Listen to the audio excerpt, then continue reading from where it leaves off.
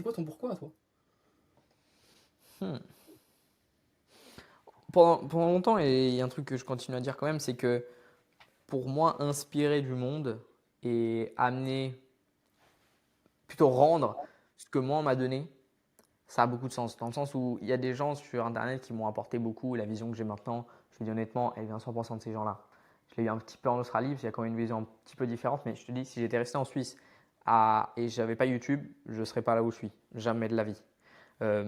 Parce que il te donne une vision différente. Tu arrives à connecter très profondément avec des gens.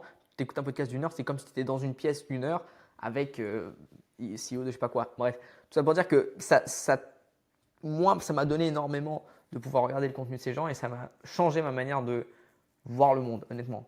Et, et ça apporterait beaucoup de sens pour moi de faire la même chose. Sauf que pour faire la même chose, il faut quand même avoir un minimum de crédibilité, que ce que tu fais a quand même un minimum de réussite. Parce que pourquoi tu vas écouter le Pegno du coin qui fait 2 euros en ligne. Donc, ce qui est logique. Euh, donc, ça, c'est beaucoup de mon pourquoi. C'est ouais, pouvoir réinspirer plus tard et pouvoir rendre ce que on m'a donné.